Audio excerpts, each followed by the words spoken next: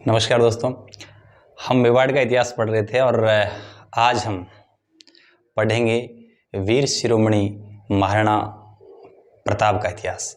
और याद रखिए, जो फर्स्ट ग्रेड सेकंड ग्रेड की तैयारी कर रहे हो तो उसमें तो स्पेशल दे रखा है, हाईलाइट करके दे रखा है महाराणा प्रताप और मेवाड़ मुगल संबंध। तो मान के चलिए महाराणा प्रताप के बिना राजस्थान की हिस्ट्री में सवाल बनता ही नहीं है। तो बाकी जितने भी तमाम टाइप के एग्जाम है, चाहे रीट हो, वीडियो हो, पटवार हो, कांस्टेबल हो, वनपाल हो, वनरक्षक हो, असिस्टेंट प्रोफेसर हो, तो इन सब एग्जाम में महाराणा प्रताप से जुड़ी हुई बातें और फैक्ट आपके एग्जाम में पूछे जाते हैं। मैं प्रयास करूंगा, लगभग घंटा सवा घंटे की क्लास रहेगी जिसमें महाराणा प्रताप से जुड़ी तमाम बातें आपको याद हो जाएगी। तो आइए शुरू करते हैं। महाराणा प्रताप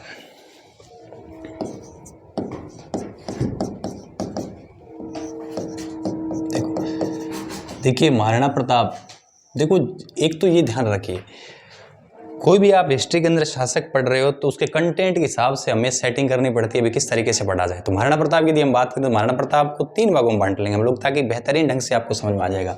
सबसे पहले, क्योंकि इतना बड़ा कैरेक्टर है तो सबसे पहले महाराणा प्रताप का सामान्य परिचय ले लेंगे अपन, है ना। महाराणा प्रताप का सामान्य परिचय।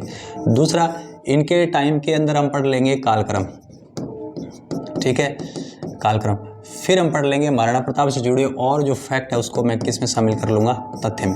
तो सबसे पहले ये सांचा आपके माइंड में होना चाहिए। सबसे पहले सामान्य परिचय पढ़ेंगे, फिर कालक्रम पढ़ेंगे, फिर इनसे जुड़े फैक्ट्स पढ़ लेंगे। तो आइए देखते हैं। थोड़ा सा मैं आपको बैक ले जाऊँगा। वैसे आपको याद ही है, ये जैसे राजस्थान का मानचित्र है, आप देख पा रहे हो कि ये क्या है, मेवाड़ है ना। और कि मेवाड़ की राजधानी देखो बिन टाइम चित्तौड़गढ़ होती है, लेकिन चित्तौड़गढ़ तो 1568 में इनके पिता के टाइम अकबर का अधिकार हो जाता है और इनके पिता जो उदय सिंह है वो यहाँ जाते हैं। ये जो जगह है वो है गोगुंदा।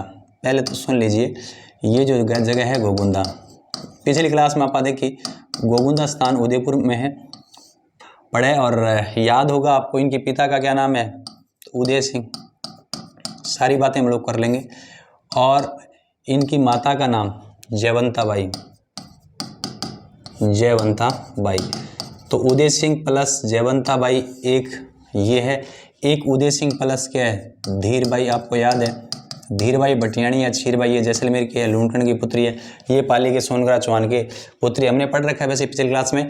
तो याद रखिए, उदय सिंह प्लस जयवंता बाई बराबर, मतलब ये कोमलगढ़ था, ध्यान है, कोमलगढ़ में महाराणा उदय सिंह रहे बिन टाइम। कोमलगढ़ के बादल महल या जूनी कचहरी में प्रताप का, महाराणा प्रताप को के वे जन्म हो जाए, प्रताप को जन्म याद रह जाएगा। अब समझिए कि ये जन्म कब हुआ। जन्म हुआ 9 मई 1540, 9 मई 1540। याद आया। या इसको विक्रम संवत में कहें तो याद रखना, ज्येष्ठ शुक्ला तृतीया, ज्येष्ठ शुक्ला तृतीया।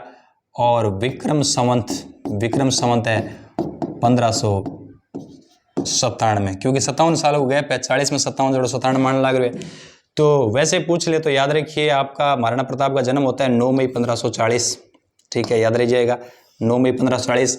कोमलगढ़ के बादल महल या जूनी कचहरी कटारगढ़ में पड़ता है, तो वहाँ जन्म हुआ। या आपसे पूछ ले हिंदू के हिसाब से, पूछे हिंदू संवत के हिसाब से, तो ज्येष्ठ शुक्ला तृतीया विक्रम संवत 1597। बहुत ईजी है, बहुत सिंपल है, जन्म हो गया, माता पिता का नाम पता है। अब थोड़ा सा आगे चलते हैं। आपको याद होगा कि उदय सिंह के शरण में आया था जयमल राठौड़ मेड़ता का। तो महाराणा प्रताप धीरे धीरे जब बड़े हो रहे थे तो कहते हैं कि इनको तलवारबाजी सिखाई जयमल राठौड़ ने, ठीक है। तो मैं बता रहा हूँ, इनको तलवारबाजी इनको सिखाई थी जयमल राठौड़। जयमल राठौड़ ने महाराणा प्रताप को तलवारबाजी सिखाई, एक नंबर बात। अब महाराणा प्रताप जब छोटा हुआ करते थे तो इनके भी लोग इनको क्या कहते थे, किक्का। तो मैं महाराणा प्रताप के कुछ उपनाम लिख देता हूँ सामान्य परिचय में, किक्का, क्योंकि भील लोग क्या कहते थे महाराणा प्रताप को, किक्का। महाराणा प्रताप को और क्या कहते हैं, महाराणा प्रताप को कहते हैं मेवाड़ केसरी। केसरी का मतलब होता है शेर। या इनको हल्दी घाटी का भी क्या बोलते हैं, हल्दी घाटी का शेर। साहित्यिक भाषा में इसे क्या बोलते हैं, पाथल। तो साहित्य की भाषा में इनको क्या कहेंगे, पाथल। तो इतनी बात याद रहा, क्योंकि क्या है, मेवाड़ केसरी है, हल्दी घाटी का शेर है और पाथल है, ठीक है। तो ये इनके उपनाम हो गए। जन्म हो गया, तलवारबाजी की हम लोग बात कर लिया। अब आपको याद होगा कि इस उदय सिंह की मृत्यु कब होती है? 1572 में होली के दिन। उदय सिंह ने, आपको याद होगा, उदय सिंह प्लस धीरबाई बराबर इनका एक लड़का था, क्या नाम था? जगमाल। तो जगमाल को उदय सिंह ने उत्तराधिकारी घोषित कर रखा था, धीरबाई के वो प्रभाव में रहता था उदय सिंह। तो क्या हुआ, 1572 में गोगुंदा में उदय सिंह का अंतिम संस्कार करने के बाद मेवाड़ के जो सामंत थे उन्होंने मेवाड़ की स्थिति को देखते हुए, क्योंकि दिल्ली में अकबर शासन करने लग रहे है, चित्तौड़गढ़ के किले शासन से निकल चुका है और जगमाल इतना योग्य नहीं था, इसलिए सामंतों ने यह तय किया कि जगमाल अब गद्दी पर नहीं बैठेगा। जगमाल को उठाकर महाराणा प्रताप को गद्दी पर बैठाया गया 1572 में, क्योंकि बेहतर, दोनों में बेहतर कौन है? प्रताप। और तलवार बांधी, क्योंकि तलवार बांधने का जो अधिकार था वो चुंडावतों को था, तो सलूमर के कृष्णदास चुंडावत ने इनकी तलवार बांधी महाराणा प्रताप के। तो गोगुंदा 1572 वाले दिन, तो मैं लिख देता हूँ ये। तो जगमाल की जगह अब किसको गद्दी पर बैठाया गया? महाराणा प्रताप को गद्दी पर बैठाया गया। तलवार किसने बांधी? याद रखना, कृष्णदास चुंडावत, है ना, कृष्णदास चुंडावत। ये सलूमर के चुंडावत है ना, चुंडावत, आपको याद है ना ये सलूमर। सलूमर कहाँ पड़ता है? उदयपुर में। अब वहां महाराणा प्रताप की तलवार बांधी गद्दी पर बैठा गया। इसे क्या बोलते हैं? इसे बोलते हैं राजमहलों की क्रांति। इसे क्या बोलते हैं? राजमहलों की क्रांति। क्यों? क्योंकि पहली बार महाराणा के आदेश को क्या कर दिया गया था? चेंज कर दिया गया था। जब महाराणा प्रताप गोगुंदा में 72 में गद्दी पर बैठते हैं तो घोषणा करते हैं कि जब तक मैं मेवाड़ को मुगल आधिपत्य मतलब अकबर से मुक्त नहीं करवा लूँ तब तक मैं सोने चांदी के बर्तनों में भोजन नहीं करूँगा और जो है मलमल के गद्दों पर मैं शयन नहीं करूँगा। तो ये ऐसा प्रण लेते हैं महाराणा प्रताप जब गद्दी पर बैठते हैं 1572 में। ठीक, अब आइए देखते हैं। ये तो चलो हमने क्या देख लिया, इनका सामान्य परिचय देख लिया। ब्रीफ के अंदर थोड़ी सी मैं बातें और बता दूंगा। महाराणा प्रताप और अकबर के बीच कई संघर्ष हुए, है ना, और धीरे धीरे करके महाराणा प्रताप का एक बार तो मेवाड़ थोड़ा संकुचित हो गया था। धीरे धीरे महाराणा प्रताप ने साम्राज्य का वापस विस्तार कर लिया और 1585 के बाद अकबर और इनके बीच में कोई लड़ाई नहीं हुई। मैं ब्रीफ के अंदर इनका पूरा आपको टाइम पीरियड बता देता हूँ। और अंत में 19 जनवरी 1597 ईस्वी 57 साल की उम्र में, याद रखना, प्रताप की मृत्यु कहाँ हो जाती है? चावंड में। तो चावंड में प्रताप का क्या हो जाता है? देहांत हो जाता है। ठीक है, इतनी बात याद रहे जी। तो ये थोड़ा सा आप लोगों को याद रखना है। तो प्रताप का टाइम पीरियड मैं बता रहा हूँ, 1540 में जन्म हुआ और 72 में बेहतर था तो गद्दी पर बैठा और 97 में इनकी क्या हो जाती है? मृत्यु। तो ये थोड़ी सी आप बात याद रखनी है। ब्रीफ के अंदर मैंने पूरा जो है ब्रीफ के अंदर बातें की, डिटेल में हम कालक्रम में देख लेंगे। तो 1540 में जन्म, 72 में गद्दी पर बैठे, 32 साल की अवस्था में 97 में इनकी क्या हो गई? मृत्यु हो गई। याद रहिएगा 25 साल उन्होंने शासन किया, वो सारी चीज़ देखेंगे। ये गद्दी पर बैठा, इनके उपनाम वगैरह वगैरह, तलवारबाजी किसने सिखाई, ये सारी तमाम चीज़ हमने सामान्य परिचय में कर ली। कब इनकी मृत्यु हुई, ये सारी चीज़ें हमने सामान्य परिचय में कर ली। तो आपको बताया कि जैसे 1540 में इनका जन्म हुआ, 1540 में, 72 में गद्दी पर बैठे, 32 साल की अवस्था में गद्दी पर बैठे थे और 25 साल शासन किया था। 97 में इनकी मृत्यु हुई। टोटल इनके आयु की बात करें तो ये 57 साल जीवित रहे थे। ठीक है, तो ये थोड़ा सा हमें याद रखना है। अब क्योंकि सामान्य परिचय तो हमने ब्रीफ में पढ़ना है, फिर हम कालक्रम को पढ़ेंगे डिटेल में, फिर रिमेनिंग पार्ट किसमें पढ़ लेंगे? फैक्ट्स में पढ़ लेंगे। तो आइए नेक्स्ट देख रहे हैं हम लोग प्रताप का कालक्रम। तो महाराणा प्रताप, ठीक है, महाराणा प्रताप 1540 में जन्म, 72 में गद्दी पर और 97 में क्या हो गई? मृत्यु। ये तो ठीक है। इनका जो कालक्रम वाला पॉइंट है वो मैं डिस्कस कर रहा हूँ। कालक्रम, पहला सामान्य परिचय वो हो गया, हम डिस्कस करेंगे कालक्रम। कालक्रम डिस्कस करने से पहले मैं आप लोगों को राजस्थान का मानचित्र और इसमें थोड़ा सा देखेंगे। देखो ये क्या है? ये है मेवाड़। मेवाड़ में गद्दी पर कौन बैठे हैं? महाराणा प्रताप। मैं टाइम पीरियड फिर लिख रहा हूँ, 1540 में जन्म, 72 में गद्दी पर बैठे और 97 में इनकी क्या हो जाती है? मृत्यु। ध्यान से सुनना, इधर दिल्ली और आगरा में कौन बैठा है? दिल्ली और आगरा में कौन बैठा है? अकबर। ध्यान से सुनना, अकबर का टाइम पीरियड 1542 में जन्म, 56 में गद्दी और 1605 में इनकी क्या होती है? मृत्यु होती है। एक तरीके से आप याद रख सकते हो, प्रताप का 40 में जन्म होता है, उनका 42 में, ये 72 में गद्दी बैठते, लेकिन वो पहले 56 में गद्दी बैठ जाते हैं। इनकी मृत्यु पहले होती है, 1597 में उनकी होती है 1605। कुल मिला के लगभग क्या है? समकालीन। अब अकबर के बारे में मैं थोड़ा सा बता दूं, अकबर की राजपूताने के प्रति नीति क्या है? मैंने बहुत बार बताया आपको, राजपूताने के प्रति अकबर की जो नीति है ना, स्पष्ट है। क्या है? समझौता प्लस दमन, या तो कर लो हमसे समझौता, नहीं तो हम आपका क्या कर देंगे, दमन। ये नीति है।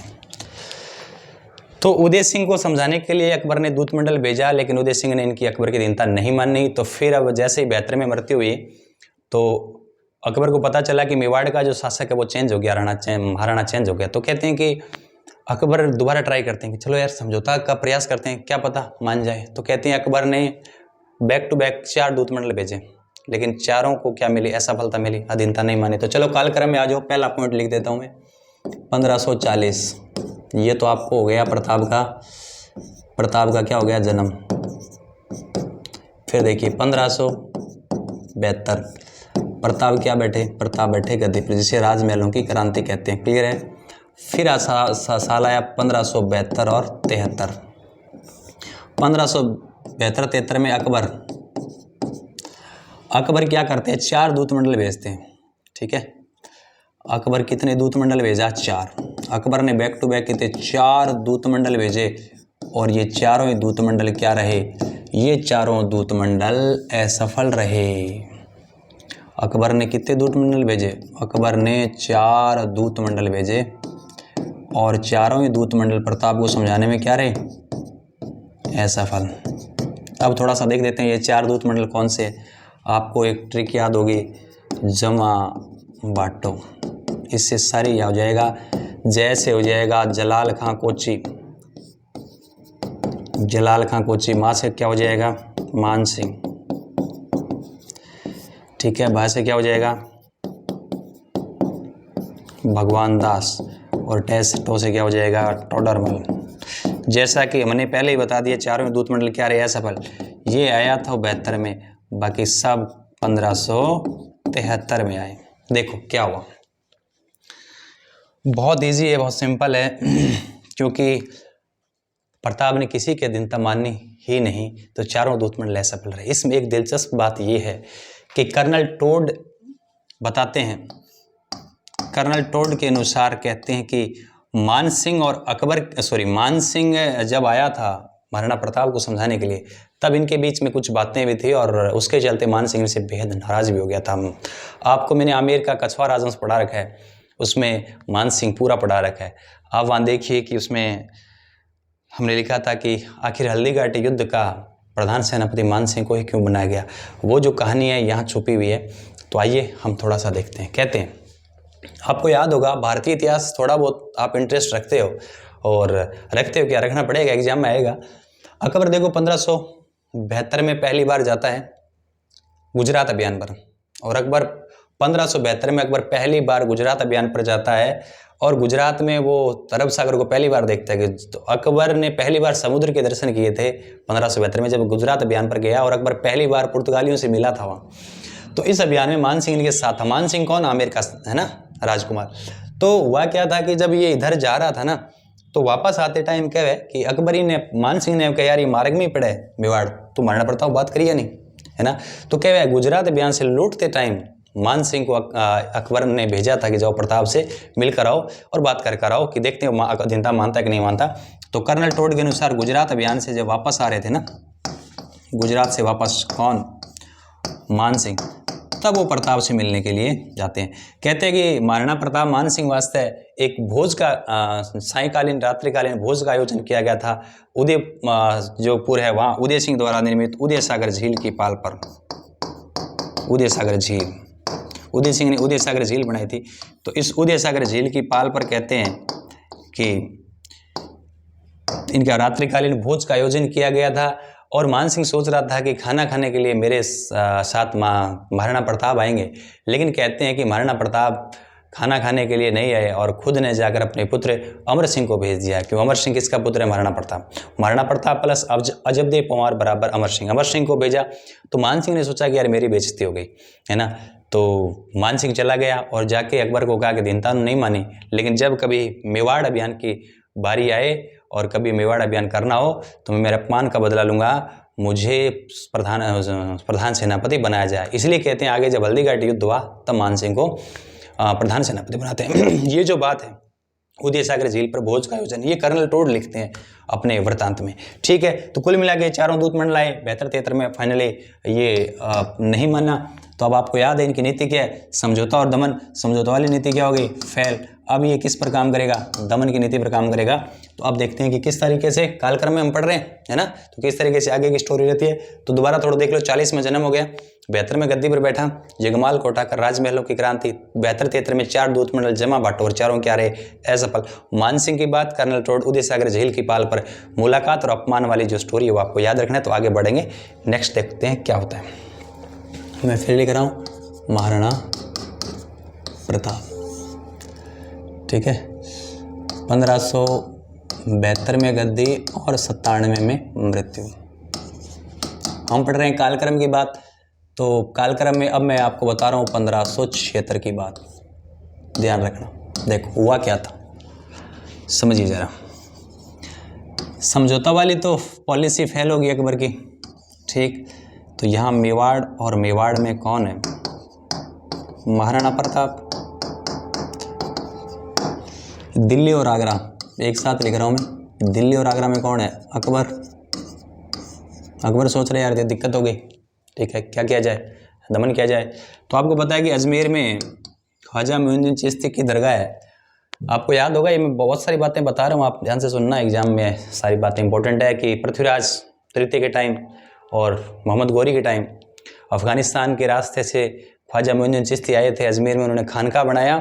तो अजमेर में जियारत करने के लिए अकबर बहुत पहले भी आया है, अब भी आएगा। तो क्योंकि अजमेर पर इन मुगलों का क्या था, अधिकार था, 1562 में पहली बार जियारत करने के लिए आते हैं। तो क्योंकि आगरा में बैठकर मेवाड़ अभियान की सही मॉनिटरिंग नहीं होगी, अकबर ने सोचा कि चलो अजमेर चलते हैं। और अजमेर में अकबर ने पहले से एक किला अपने लिए बनवा रखा था, मैगजीन का किला, कि चलो अजमेर चलते हैं, वहाँ साथ में जियारत कर लेंगे और साथ में वहाँ से मेवाड़ अभियान की पूरी अपन प्लानिंग बनाएंगे। तो कहते हैं कि अकबर यहाँ से चलकर कहाँ गया, अजमेर आ गया। और अजमेर में कहाँ आया, मैगजीन का दुर्ग। अकबर ने यहाँ एक किला बना रखा था, मैगजीन का किला। ठीक है, तो याद रखिए मैगजीन दुर्ग। तो मैगजीन दुर्ग में आ जाए अकबर और अठा गए एक युद्ध की योजना बनाए। और वो युद्ध कालांतर में पपड़ डाला। कौन सा युद्ध होता है, हल्दी घाटी का युद्ध। तो हल्दी घाटी का जो युद्ध होता है आगे क्षेत्र में, उसकी योजना कहाँ बनती है, उसकी योजना तो यही बनती है। तो हल्दी घाटी युद्ध की योजना मैगजीन किले में बनाता है अकबर। इधर जब महाराणा प्रताप को पता लगा कि भाई अकबर दिल्ली आ गया और मुगल बादशाह और वो एक बड़े युद्ध की योजना बना रहे, तो कहते हैं कि प्रताप ने भी क्या, सबको कुंभलगढ़ बुला लिया। तो चित्तौड़गढ़ तो इनके हाथ से निकल चुका था, सब लोगों को कहाँ, कुंभलगढ़ में इकट्ठा कर लिया कि भाई एक बड़ा युद्ध होने वाला है, तो तैयार हो जाइए। तो महाराणा प्रताप राजसमंद के कुंभलगढ़ में योजना तैयार कर रहे हैं। और उधर अजमेर के मैगजीन के दुर्ग में मुगल बादशाह अकबर रहे पूरी योजना स्ट्रेटेजी बना रहे हैं। ठीक है, अब आपको याद होगा मान सिंह ने अपने अपमान का बदला लेने के लिए कहा था ना कि हल्दी घाटी जब भी मेवाड़ पर अभियान किया जाए प्रधान सेनापति मुझे बनाया जाए, कहते हैं। अब यहाँ पूरी योजना बनी और यहाँ से जो भेजा गया किसको, प्रधान सेनापति बनाया गया किसको, मान सिंह को। ध्यान से सुनना इस बात को, मान सिंह को प्रधान सेनापति बनाया गया, लेकिन इसके साथ ही एक सहयोगी इसको बनाया गया किसको, आसफ खान। तो मान सिंह प्रधान सेनापति है और साथ कौन है, आसफ खान। मैं जितने भी कैरेक्टर के नाम लिख रहा हूँ याद रखना है। और सर क्या हुआ, एक अकबर के दरबार में रहता था यूपी के बदायूं का है अल बदायूनी, जिसकी रचना है मुतखब उत तवारीख। तो अल बदायूनी एप्लीकेशन दी कि सर मुझे भी जाना है, तो कहते हैं कि अल बदायूनी को भी उन्होंने क्या दिया, भी चलो चलो, तो अल बदायूनी। ठीक है, अल बदायूनी। और सुनिए मान सिंह के जो, क्योंकि मान सिंह आमेर का है, तो आमेर के ही एक जो है व्यक्ति जिनका नाम है जगन्नाथ कछावा, तो जगन्नाथ कछावा भी इनके साथ आया। तो याद रख लीजिए जगन्नाथ कछावा, जगन्नाथ कछावा। तो याद रखिए जगन्नाथ कछावा। तो ये 4-5 लोग अपन याद रखना है, जगन्नाथ कछावा, मान सिंह, आसफ खां और अल बदायूनी। ये उधर से सेना लेकर इधर रवाना हो रहे, रवाना कर दिया। और इधर जब कुंभलगढ़ में ये पूरी प्लानिंग कौन बना रहे हैं, महाराणा प्रताप। महाराणा प्रताप ने लोगों को बुलाया कि भाई आइए हम भी योजना बनाते हैं। तो महाराणा प्रताप के 2 लोग जरूर याद रखना है। एक याद रखना है हकीम खां सूरी, हकीम खां सूरी। तो महाराणा प्रताप ने प्रधान सेनापति किसको बनाया, हकीम खां सूरी को। एक महाराणा प्रताप के जो दरबार में रहते थे पुंजा भील, है ना, पुंजा भील, इनको भी बुला लिया, जितने भी सामंतवाम थे सबको बुला लिया, लेकिन प्रधान सेनापति हाकिम खां सूरी को बागडोर दे दी, बोली इस युद्ध के प्रधान सेनापति आबू भील पुंजा को भी एक बड़ा सैन्य दस्ता देकर तैयार किया गया। तो कहते हैं कि दोनों तरफ से युद्ध की तैयारियां स्टार्ट हो रही हैं, दोनों तरफ से युद्ध की तैयारियां स्टार्ट हो गई। अब इसको थोड़ा सा जूम करके देखेंगे तो मैं लिख रहा हूं कि यहाँ कौन सा है, कोमलगढ़, ध्यान से सुनना, यहाँ कौन सा है, कोमलगढ़, और ये क्या है, अजमेर, ठीक है। तो इधर से ये मानसिंह वगैरह रवाना होते हैं, ये रवाना होने के बाद ये है मांडलगढ़, मांडलगढ़ पड़ता है भीलवाड़ा में। तो इस मांडलगढ़ में ये 2 माह तक रुके, ये पूरी सेना लेकर, शाही सेना लेकर आ गए, और मांडलगढ़ में कहते हैं 2 महीने तक रुकते हैं। 2 महीने के बाद में मांडलगढ़ आगे चला है, और आगे चल गए, ये जो गांव है राजसमंद में पड़ता है, मोलेला, मोलेला गांव पड़ता है राजसमंद में। यहाँ आकर कहते हैं 2 माह तो मांडलगढ़ रुके मानसिंह, बहुत बड़ी सेना लेकर आता है, मुगलों की सेना। अच्छा, इससे पहले एक बात सुन लीजिए, अकबर ने यह कहा था, क्या टारगेट दिया था मानसिंह आसफ खां को, कि अकबर को जो हमारा लक्ष्य है कि अकबर को अधीनता मनवानी है, ये टारगेट देकर भेजा था, ठीक है, अधीनता मनवानी है। ये इतनी बड़ी सेना लेकर आए, अजमेर से मांडलगढ़ रुके 2 महीने, और बाद में इकट्ठा गया, आगे चल गया तो मोलेला गांव में राजसमंद में पड़े, जब कोमलगढ़ भी ध्यान इकट्ठे पड़े, राजसमंद में पड़े। यदि बात को महाराणा प्रताप ने पता लगे तो महाराणा प्रताप के भी अपने आगे चलो रहे, तो इधर महाराणा प्रताप, ये सेना राजसमंद में थोड़ी सामने आ गई, और ये गाँव है लोहसिंह गाँव, लोहा सिंह या लोहसिंह गाँव, ये भी कहाँ पड़ता है, राजसमंद में, ठीक है। अब आमने सामने सेना हो गई है, और ये जो मैदान पड़ रहा है, इस मैदान में घमासान युद्ध होगा, और यही युद्ध कहलाया कौन सा, हल्दी घाटी का युद्ध। अब पहले तो मैं थोड़ा सा बता देता हूँ, फिर बाद में बात करेंगे। 1576 में, याद रखना तारीख है 18 जून, 18 जून 1576 को हल्दी घाटी पड़ती है राजसमंद में, है ना। तो हल्दी घाटी के मैदान में युद्ध हुआ, एक तरफ महाराणा प्रताप है, एक तरफ कौन है, मानसिंह है। ये युद्ध हुआ हल्दी घाटी युद्ध, 18 जून की बात है। अब क्योंकि इस युद्ध से संबंधित बहुत सारी बातें हैं, वो हम करेंगे, इस युद्ध से जुड़े बहुत सारे फैक्ट है, जैसे पिछली बार रीट में आया, फर्स्ट ग्रेड में आया, तो काफ़ी मैटर है। तो मैं नेक्स्ट पेज में इसकी पूरी जो स्ट्रेटेजी अपन किस तरीके से पढ़ना है, ताकि हमें कम टाइम में सारी चीज़ें याद हो जाए, क्योंकि इनकी यात्रा तो हमने कर ली, ये कहाँ से चलकर कहाँ, कितना टाइम रुका रही, ये इनके साथ कौन थे, इनके साथ कौन थे। अब बाकी की बातें जो हम देखेंगे, तो नेक्स्ट लिख रहा हूँ मैं, देखिए मैं प्रताप, महाराणा प्रताप।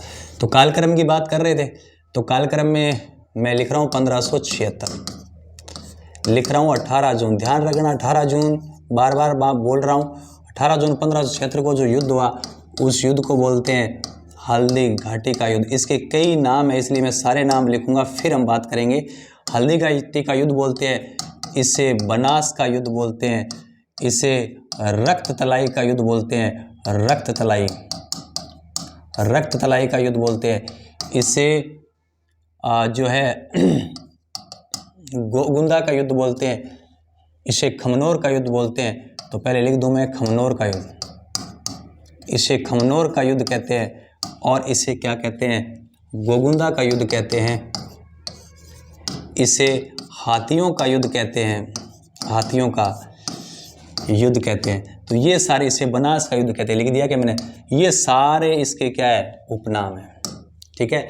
तो याद रखिए, हल्दी घाटी युद्ध 18 जून 1576 हल्दी घाटी के युद्ध कहते हैं। मैं थोड़ा वापस लिख दूं, ये जो मैदान है, इधर कौन है, इधर है प्रताप, इधर कौन है, इधर है मानसिंह। अब सुनते ही जाना जरा, इस युद्ध को क्या बोलते हैं, इसे हल्दी घाटी युद्ध बोलते हैं, इसे बनास नदी के किनारे लड़ा गया था इसलिए बनास के युद्ध बोलते हैं, इसे रक्त तलय के युद्ध इसलिए कहते हैं कि यहाँ कहते हैं इस युद्ध में राजपूतों के रक्त का नाड़ा बह गया था, इसलिए रक्त तलय के युद्ध हो गया। इसे खमनोर का युद्ध कहते खमनोर का युद्ध किसने कहा, खमनोर का युद्ध कहा था अबुल फजल ने, किसने कहा था, अबुल फजल ने इसे खमनोर का युद्ध कहा। और इसे गोगुंदा का युद्ध किसने कहा, इसे गोगुंद का युद्ध कहा बदायूं ने। ये बहुत इंपॉर्टेंट सवाल है, ध्यान रखना, कैसे याद करना है। खमनोर का युद्ध याद रखिए, ख की नंबरिंग 2 है, अबुल फजल की नंबरिंग 1, अबुल फजल में 1 है, तो 1 में बढ़ा दो, 1 मुझे 2 है ना, रीजनिंग करनी है। अबुल फजल ने क्या कहा, ए बे, मतलब 2 नंबर ख। फिर बदायूं ने क्या कहा, ए बे 2 नंबर, 1 बढ़ा दो 3, 3 में गए गमला गए गेड़ा गोगुंदा के। ऐसे आप याद रखिए। इसे हाथियों का युद्ध क्यों कहते हैं, इसे हाथियों का युद्ध इसलिए कहते हैं, इस युद्ध में बहुत सारे हाथी थे, है ना, इस युद्ध में बहुत सारे हाथी थे। मैं लिख देता हूँ, प्रताप की तरफ से जो हाथी था वो था लूणा, और दूसरा आती है राम प्रसाद। ध्यान से सुनना, ये सवाल भी पूछ लिया गया था, सारे प्रताप से बहुत सारे सवाल आते हैं। इधर जो आती है वो याद रखना, एक आती है मर्दाना, और मर्दाना जो आती है वो तो किसका है, मानसिंह का है। मैं से मानसिंह, वैसे मर्दाना। एक है रणमंदार, एक है गजराज, एक है गज मुक्ता। तो यहाँ जो हाथी है उनके नाम जरूर याद रख लीजिए। हाँ, यहाँ हाथी कौन है, गजराज, गज मुक्ता, रणमंदार, और है मर्दाना हाथी तो किसका है, मानसिंह का। इधर जो हाथी है वो याद रख लीजिए कौन है, लूणा और राम प्रसाद। लूणा और राम प्रसाद, ये पूछा गया सवाल है। चलो, इसलिए हाथियों को तो कहते हैं। अब कहते हैं कि इधर से प्रताप के हरावल, आगे वाला जो सेना होती है उसको क्या बोलते हैं, प्रताप के हरावल पक्ष में कौन था, प्रताप के हरावल पक्ष में हाकिम खां सूरी। ध्यान से सुनना, हाकिम खां सूरी या सूरी, ये सेकंड ग्रेड में पूछा गया सवाल है। इसके चंदावल, पीछे वाला होता है उसको क्या बोलते हैं, चंदावल। तो इसके पीछे वाला जो चंदावल है इसमें कौन है, भील पुंजा। कौन है, भील पुंजा, ये बात याद रह जाएगी। और महाराणा प्रताप, जो पी मैंने प्रताप लिखा, प्रताप के घोड़े का नाम है चेतक। मैं थोड़ा शॉर्ट में लिख रहा हूँ, आप समझ जाओगे। इधर मानसिंह के हरावल सेना में कौन है, इसमें है जगन्नाथ कच्छावा। हरावल सेना में कौन है, जगन्नाथ कछवा। तो पूछेंगे इनके जो हरावल सेना में कौन था, तो इनके हरावल सेना में, ये पूछा गया इस बार रेट में पूछा गया है ना। तो ये कौन से, हरावल पक्ष में, बीच में मानसिंह है, मर्दाना आती है, और इसके पीछे का जो पोर्शन है इसमें कौन है, इसमें है मिहितर खां। कौन है, मिहितर खां। मिहितर खां, मिहितर खां में दो चीजें याद रख लीजिए, एक तो ये चंदावल पक्ष में तो है ही है, इसके साथ साथ इसके पास एक रिजर्व सेना भी थी। रिजर्व सेना भी थी।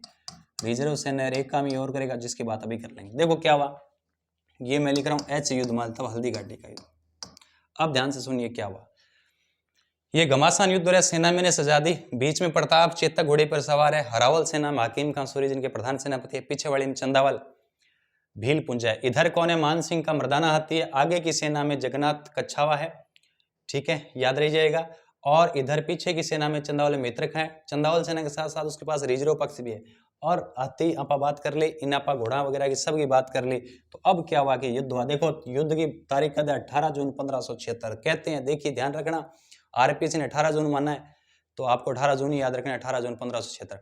अब कहते हैं कि एक तो 18 जून की वो गर्मी जेठ को महीनों, और एक इधर राजपूती सेना में है ना खतरनाक भयानक, इधर पहाड़ी पर कौन बैठे हैं, इस तरफ कौन है, क्योंकि राजसमंद में आपको पता है अरावली का विस्तार है, तीव्र ढाल वाली पहाड़ी है। तो इधर तो कौन बैठा है, महाराणा प्रताप की सेना। इधर मैदान में कौन है, ये मानसिंह की सेना। कहते हैं रहा नहीं गया, 18 जून 1576 को एक दूसरे के आमने सामने हो गए। घमासान युद्ध हुआ, सुबह 9 बजे की बात है।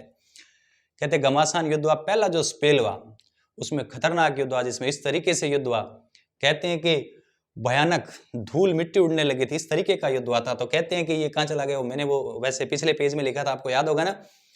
ये जो कह रहा है बदायूनी कह रहा है आसफ खां से, बदायूनी कह रहा है आसफ खां से कि किसको मारे, दिख ही नहीं रहा, कुछ भी नहीं दिख रहा। तो कहते हैं कि आसफ खां बदायूनी की कहते हैं कि आप बस तलवार चलाइए, है ना, तलवार चलाइए, हिंदू ही कटेगा, क्योंकि मानसिंह की सेना में ज्यादा हिंदू थे, इधर महाराणा प्रताप। तो इस तरीके की जो बातें मिलती है। पहला जो स्पेल हुआ उसमें राजपूत भारी पड़े। पहले युद्ध में कहते हैं कि अकबर की जो सेना थी, मानसिंह की जो सेना थी, वो लड़खड़ा गए थे। खतरनाक वाला युद्ध हुआ था, खतरनाक वाला युद्ध हुआ था, जिसमें कहते हैं कि युद्ध चला चला और महाराणा प्रताप है वो अपना घोड़ा लेकर मानसिंह की तरफ बढ़ाया। ये देखिए मानसिंह, प्रताप ने अपना घोड़ा लेकर मानसिंह की तरफ बढ़ाया, और कहते हैं मानसिंह मर्दाना हाथी पर बैठा था, और चेतक ने छलांग लगाई और सूंड पर पैर रखा। महाराणा प्रताप ने भाले से प्रहार किया, और सिकिला को भालो जाके लागो, मानसिंह छुप गया, और मावत जो हाथी चलाने वाला वो लड़ देने से, मतलब वो मारा गया। लेकिन हाथियांग सूंडा तलवार बांधड़ी में तलवार चेतक का पैर कट गया, और चेतक घायल, चेतक क्या हो गया, घायल हो गया। कहते हैं घायल जब चेतक हो गया तो महाराणा प्रताप युद्ध मैदान से क्या ला रहा था, बाहर ला रहा था। तो इधर एक नाला आया, 22 फीट का क्या नाला है राजसमंद में, है ना। इस नाले से जैसे ही कूदा तो वहां चेतक की क्या हो जाती है, चेतक की मृत्यु हो जाती है। उस 22 फीट के नाले को पार करने के बाद कहते हैं, है ना, चेतक की क्या हो जाती है, मृत्यु हो जाती है। और वहीं चेतक की समाधि बना दी। वो वहां पास में गांव कौन सा है, बालीचा। तो बालीचा गांव में चेतक की क्या बना दी, समाधि बना दी। अब क्योंकि ये महाराणा प्रताप जो युद्ध मैदान से बाहर जा रहे हैं, तो इसका राजचिन्ह वगैरह तो धारण करेंगे।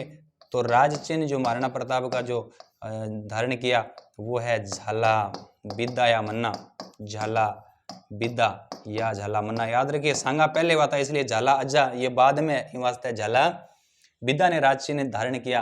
कहते हैं कि जैसे ही महाराणा प्रताप युद्ध मैदान से बाहर की तरफ निकलते हैं तो कहते हैं कि दो मुगल सैनिक उसके पीछे हो गए। दो मुगल सैनिकों ने पहचान लिया कि यही महाराणा प्रताप है। और महाराणा प्रताप का एक भाई था शक्ति सिंह, जो महाराणा प्रताप के विरुद्ध होकर अकबर के पक्ष में अपने भाई के विरुद्ध लड़ रहा था, उसका नाम था शक्ति सिंह। शक्ति सिंह ने देखा कि दो मुगल सैनिक महाराणा प्रताप के पीछे हो लिए, तो वो दो महाराणा प्रताप के पीछे अपना नीला घोड़ा दौड़ाया और पहले दो मुगल सैनिकों को मौत के घाट उतारा। फिर महाराणा प्रताप को शक्ति सिंह ने अपना घोड़ा नीला घोड़ा दिया और महाराणा प्रताप कहते हैं कि नीला घोड़ा लेकर मैं लिख देता हूँ, वहां से क्या जंगलों की तरफ पहाड़ों की तरफ निकल लेते हैं। तो मैं पहले ये बात बता दूं, शक्ति सिंह ने कौन सा घोड़ा दिया? शक्ति सिंह ने प्रताप को कौन सा घोड़ा दिया? नीला घोड़ा। ये बात आपको याद रखनी है ना। चलिए और सुनिए, कहते हैं कि फिर ये युद्ध चल ही रहा था, भयानक युद्ध हुआ जिसमें कहते हैं कि राजपूतों के रक्त का नाला बह गया था। और अलबदाइयों ने, कहाँ है वो अलबदाइयों ने, अभी जैसे बात की, अलबदाइयों ने अपने दाढ़ी को राजपूतों के रक्त से सना था। ठीक है, ये युद्ध हुआ, युद्ध चलता रहा। कहते हैं कि इस युद्ध में अकबर की सेना, महाराणा प्रताप की सेना ने अकबर की सेना मतलब मान सिंह की सेना को इतना पीटा कि खलबली मच गई। ये दौड़ने वाले ही थे, तो इस बाद में जो दौड़ने वाले ही थे, तो इस सेना का जो कॉन्फिडेंस बनवाने के लिए मित्र खां ने, कहते हैं, अकबर के आने की झूठी अफवाह फैलाई। तो ये सवाल बनता है कि हल्दी घाटी युद्ध में अकबर के आने की झूठी अफवाह किसने फैलाई? मित्र खां ने। तो थोड़ा कॉन्फिडेंस उनमें आया, ये युद्ध चला क्योंकि अकबर की सेना, मानसिंह की सेना भारी थी। तो धीरे धीरे क्या करते हैं कि धीरे धीरे महाराणा प्रताप की सेना, भाई यहाँ से इस पक्ष से भी सैनिक मरे, उस पक्ष से भी सैनिक मरे। तो इसमें मेन इंपॉर्टेंट मैं बता दूं, हाकिम खां सूरी भी वहाँ वीरगति को प्राप्त हो गए थे। हाकिम खां सूरी भी हल्दी घाटी वीरगति को प्राप्त हो गए। उनका मकबरा भी वहाँ कहाँ बना है? उनका मकबरा हमने बना दिया खमनोर में। तो खमनोर में उनका क्या बना हुआ मकबरा। तो यहाँ से भी कुछ सैनिक मारे गए, उस पक्ष से भी सैनिक मारे गए। युद्ध चलता रहा, लेकिन धीरे धीरे ये राजपूत लोगों ने क्या किया? पीछे की ओर बैक चलते आए, चल के ऊंची घाटियों में आ गए। अब कहते हैं कि मान सिंह की हिम्मत नहीं है कि अकबर का जो उनका टारगेट था महाराणा प्रताप को दिनता में होने की, महाराणा प्रताप का पीछा करे, क्योंकि महाराणा प्रताप गुरीला या छापामार पद्धति में एक्सपर्ट थे। तो ये अपने पहाड़ों की तरफ, बाकी बची कुछ सेना पहाड़ों की तरफ आ गई। मान सिंह और आसफ खां की हिम्मत नहीं हुई कि वो महाराणा प्रताप का क्या करे? पीछा करे। ये बात आप लोगों को याद रखना है। तो ये हल्दी घाटी का युद्ध हुआ, जिसमें मैंने बताया कि इसे हल्दी घाटी का युद्ध कहते हैं। बनास नदी के किनारे लड़ा गया बनास का युद्ध, रक्तलाई का युद्ध आपको याद है, खमनोर का युद्ध अबुल फजल कहते हैं, गोगुंदा का युद्ध बदायूं ने कहते हैं, हाथियों को इसलिए कहते हैं कि इसने जो एक्सपर्ट हाथियों ने भाग लिया था। अब कहते हैं कि महाराणा प्रताप तो आगे थे वापस, और इनके पीछे पीछे महाराणा प्रताप की सेना, बचे कुछ सेना भी वापस आ गई। उधर क्या है, मान सिंह आसफ खां सदमे में है कि यार हमने अपने टारगेट को पूरा नहीं किया, अकबर तो नाराज होगा, और जाहिर सी बात है हुआ भी। तो चलो नेक्स्ट क्या होता है अपन देखते हैं कि हल्दी घाटी युद्ध खत्म हो गया। अब हल्दी घाटी युद्ध के खत्म तो हो गया, चलो हल्दी घाटी का युद्ध, इसके बारे में कुछ थोड़ी सी अपन चर्चा करेंगे। तो 1500 पहले लिख देता हूँ, प्रताप को दोबारा लिखता हूँ। 1572 में ये गद्दी पर बैठे और 97 में इनकी क्या हो गई? मृत्यु हो गई। मैं लिख रहा हूँ एच युद्ध, मतलब हल्दी घाटी युद्ध का परिणाम। देखिए एक तरीके से हल्दी घाटी युद्ध का जो ये युद्ध अनिर्णायक रहा। पक्ष जरूर मुगलों का क्या रहा? भारी रहा, लेकिन जो अकबर का उद्देश्य है वो पूरा नहीं हो पाया। महाराणा प्रताप अधीनता नहीं मान पाए। हालांकि मैदान तो महाराणा प्रताप को छोड़ना पड़ा, हालांकि उनमें भी हिम्मत नहीं थी कि वो वापस आए। अब आगे क्या होता है, कुछ ऐसे स्रोत है राजस्थान में जो हल्दी घाटी युद्ध में प्रताप विजय का उल्लेख है। तो याद रख लीजिए, हल्दी घाटी युद्ध में प्रताप विजय का उल्लेख कहाँ मिलता है? इस युद्ध में प्रताप विजय का उल्लेख कहाँ मिलता है? 3 जगह मिलता है। विजय का वर्णन कहाँ मिलता है? एक तो मिलता है राज प्रशस्ति में। सर ये राज प्रशस्ति कौन सी है? राजसमंद झीलवाड़ी। एक मिलता है राजवल्लभ में, सॉरी राजविलास, राज प्रशस्ति और राजविलास, और जगन्नाथ या जगन्नाथ राय प्रशस्ति, ये उदयपुर में जगन्नाथ राय प्रशस्ति। तो एच युद्ध में ये कृष्ण भट्ट उसके लेखक है। तो राजविलास, राज प्रशस्ति और जगन्नाथ राय प्रशस्ति में हल्दी घाटी युद्ध में प्रताप की जीत का उल्लेख मिलता है। ध्यान रहे हल्दी घाटी युद्ध अनिर्णायक रहा था। हालांकि महाराणा प्रताप वापस लौट आए थे क्योंकि उनके टारगेट कंप्लीट नहीं हो पाए थे।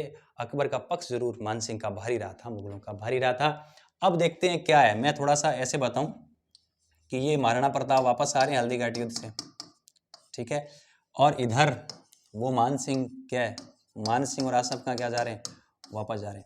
थोड़ी सा और अपन चर्चा कर लेते हैं। ये हल्दी घाटी, एच लिख दिया, हल्दी घाटी का मैदान है।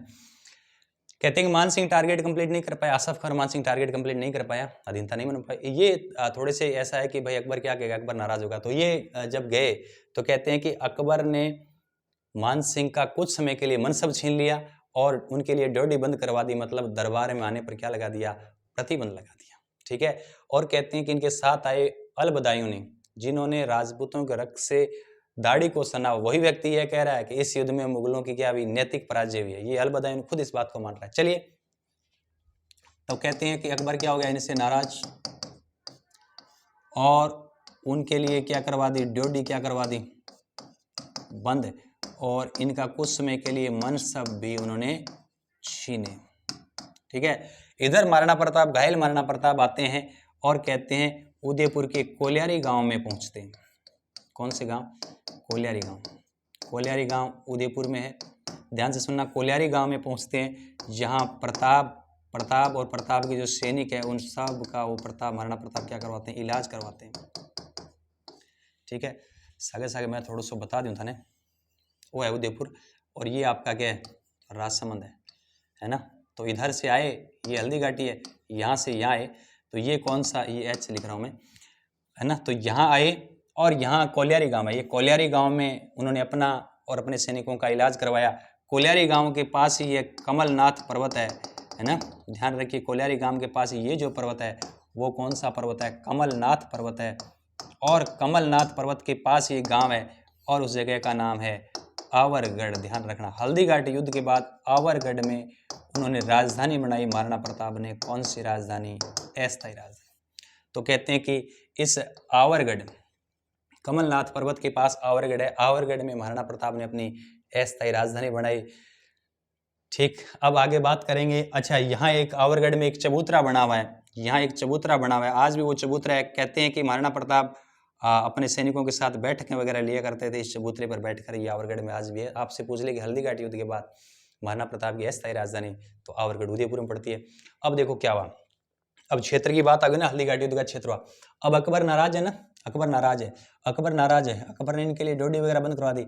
अब अकबर खुद कहते हैं, हमने देखो टाइमलाइन में पढ़ा 18 जून 1576, अब जून चला गया, अब नवंबर में अकबर खुद बयान करता है, मेवाड़ खुद सेना लेकर आता है। तो मैं लिख दूं, अकबर इतना खफा हो गया इनसे कि कहते हैं कि नवंबर 1576 में अकबर स्वयं अभियान करता है और उसने उदयपुर को जीता, और उदयपुर का नाम चेंज कर दिया। क्या नाम कर दिया, मोहम्मदाबाद। तो अकबर ने इसका उदयपुर का नाम क्या चेंज कर दिया, मोहम्मदाबाद। चित्तौड़गढ़ हाथ से निकला हुआ है, उदयपुर हाथ से निकल गया, लेकिन कुंभलगढ़ भी इनके पास ही है। तो कुल मिलाकर ये थोड़ा थोड़ा बात याद करना है। हालांकि फिर भी प्रताप ने अधीनता नहीं मानी, ठीक है। तो ये बात आप लोगों को याद रखनी है। अब देखो आगे क्या होता है। क्षेत्र में जून कर लिया, नवंबर कर लिया, अब हम बात करेंगे टाइमलाइन में 77। अब अपन बात करेंगे 77, मतलब 1577। याद रखिए 1577, 78, 79 कितने साल हो गए, 3। अब तीनों साल कौन अभियान करता है, शाहबाज खां अभियान करते हैं। अकबर के एक सेनापति था शाहबाज, वो कैसा मने थे देवरी सेनापति कमान सोपदे को कैसे याद रखना, 3 साल है ना, A B C शाहबाज। हालांकि शाहबाज असू बना, लेकिन जीके में 3 ही बना लिया, है ना। तो शाहबाज 3 बयान करे। फर्स्ट क्वेश्चन पूछा गया सवाल है कि शाहबाज ने कितने बयान किए, 3, 77, 78, 79। इसका जो 78 का जो है ना, 1578 की जो बात है वो थोड़ी सी इंपॉर्टेंट है। 1578 में उन्होंने हमला किया, और कौन सा अभियान किया, कुंभलगढ़ पर हमला किया, ठीक है। ये राजसमंद जिला आप देखोगे इस तरीके से, और यहाँ क्या है, कुंभलगढ़ है। तो ये जो है ये कुंभलगढ़ दुर्ग है। तो ध्यान से सुनना, इस कुंभलगढ़ पर ये हमला करता है शाहबाज खां 78 में, और कहते हैं कि प्रताप तो चला गया कुंभलगढ़ को छोड़कर, और यहाँ उन्होंने भाण सोनगरा को किले का भार सौंपकर चला गया प्रताप। तो कहते हैं इस कुंभलगढ़ की रक्षा करता हुआ भाण सोनगरा वीर गति को क्या हो जाता है, प्राप्त हो जाता है, ठीक है। तो महाराणा प्रताप अभी पहाड़ियों के अंदर हैं, पहाड़ियों में घूम रहे हैं, जंगलों में घूम रहे हैं और लगातार मुगलों से संघर्ष कर रहे हैं। तो 77, 78, 79 3 साल तक शाहबाज ने अभियान किया। शाहबाज थक हार के बैठ गया कि पार नहीं पड़ेगी। अब महाराणा प्रताप के विरुद्ध 1580 में कौन आता है? 1580 में आता है रहीम। अब 1580 में रहीम आता है।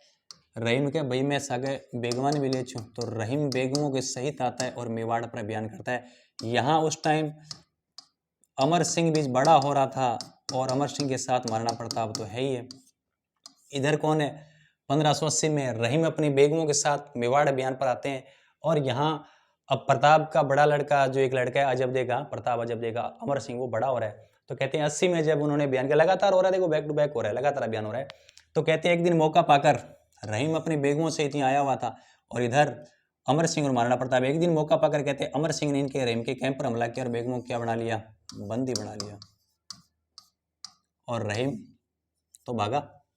अब कहते हैं अमर सिंह ने बेगमों को बंदी बनाकर प्रताप के सामने क्या किया?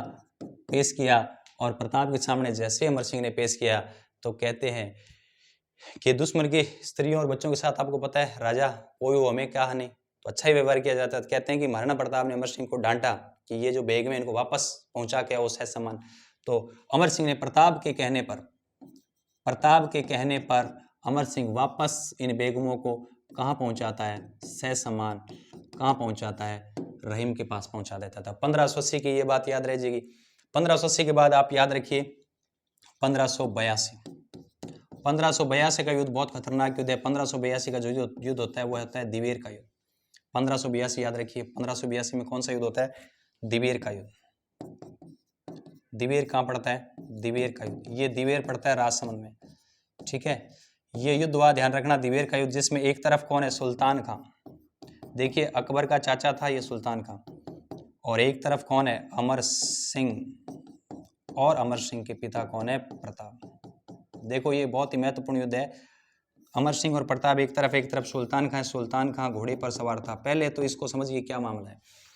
दिवेर राजसमंद में पड़ता है, क्योंकि मुगलों ने धीरे धीरे हल्दीघाटी युद्ध के बाद मुगलों ने धीरे धीरे करके मेवाड़ पर कब्जा करना स्टार्ट किया दिया। मेवाड़ का एक बहुत बड़ा इलाका मुगलों ने अपने अधीन कर लिया। महाराणा प्रताप जंगलों में, पहाड़ों में घूम रहे, लगातार संघर्ष कर रहे हैं, सेना इकट्ठे कर रहे हैं, लेकिन मुगल बादशाह बहुत तगड़ा राजा है भाई।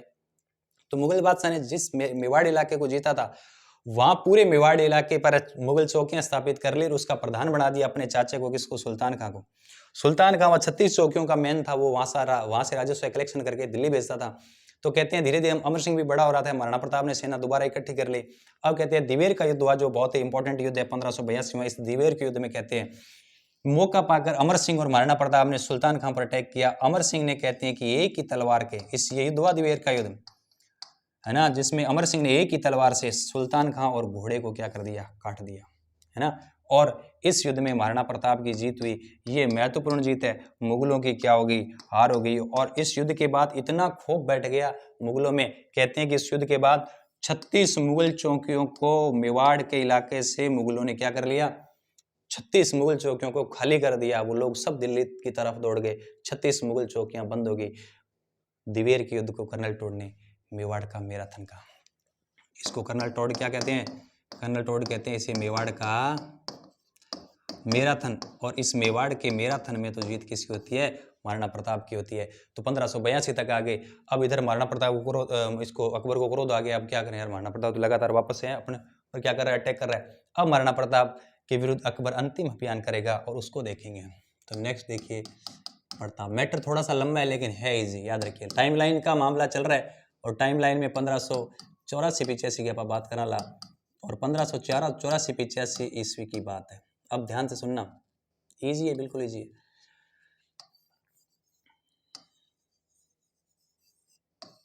यहाँ कौन है? प्रताप। अच्छा, यहाँ दिल्ली और आगरा में कौन है? दिल्ली और आगरा में अकबर है। अकबर अब कह रहा है कि भाई किसको भेजें, तो एक व्यक्ति तैयार हो गया, जगन्नाथ कच्छावा। वही जगन्नाथ कच्छावा है, आमेर वाला, है ना। तो कहते हैं कि जगन्नाथ कच्छावा को भेजा अंतिम अभियान में। 1584-85 में किसको भेजा? आमेर के जगन्नाथ कच्छवाहा को भेजा। किसने? अकबर ने। कहते हैं जगन्नाथ कच्छावा आया इस अभियान में, और ये जो इलाका आप देख रहे हो मेवाड़ इलाके में पड़ता है मांडलगढ़। कहते हैं मांडलगढ़ में अंतिम अभियान है ये। मांडलगढ़ में इनकी क्या होगी, जगन्नाथ कच्छावा की मृत्यु होगी, और यहीं इनकी क्या है, समाधि है। अब अकबर पूछ रहा है 85 में मर गया था ये, 84 में आया था 85 में। अकबर पूछ रहा है कोई जाएगा क्या, कोई नहीं गया, क्योंकि कहा कि लास्ट जो आदमी है डेड बॉडी पछी को नहीं, वहीं उसका अंतिम संस्कार कर दिया गया। तो 1585 के बाद अकबर की हिम्मत नहीं है कि महाराणा प्रताप पर अटैक करे। 1585 में थोड़ी उम्र भी आ जाए, तो 1585 का जो साल है वो महाराणा प्रताप और अकबर के बीच के एक विभाजन का एक काल, जो विभाजन करने वाली रेखा का तरह काम कर रहा है। तो मैं लिख रहा हूँ 1585। तो 1585 के बाद दोनों तरफ से क्या हो गई, शांति हो गई। अंतिम अभियान था। महाराणा प्रताप क्यों रहे, तो राजस्थान वादी में हो गए और मार पर हमलों करे। तो मांडल ये जगन्नाथ कच्छावा था ना, इसके प्रत्युत्तर में पता है महाराणा प्रताप ने क्या किया। महाराणा प्रताप ने ये जो रियासत है ना मालपुरा, टोंक में पड़ता है वर्तमान में, इस मालपुरा पर हमला किया और इसको लूटा। प्रताप क्या करते हैं, इसके प्रत्युत्तर में जगन्नाथ कच्छावा के प्रत्युत्तर में, जगन्नाथ कच्छावा की तो मृत्यु होगी, मांडलगढ़ ने समाधि बढ़ा दी, इसके प्रत्युत्तर में आमेर रियासत पर हमला करते हैं और टोंक में जो वर्तमान में मालपुरा तहसील पड़ती है उसको लूटा था। तो ये उनका प्रत्युत्तर है। फिर 85 में क्या हुआ, 85 में ये विभाजन रेखा है, कालक्रम की विभाजन रेखा है, दोनों तरफ शांति है। तो अब महाराणा प्रताप क्या करते हैं, 85 में चावंड में पड़ता है उदयपुर। चावंड को महाराणा प्रताप ने नई राजधानी बना दी। लूणा चावंडिया को मारकर इस है ना, सॉरी, लूणा चावंडिया को हराकर चावंड पर प्रताप कब्जा करते हैं। किसको रहा था, लूणा चावंडिया।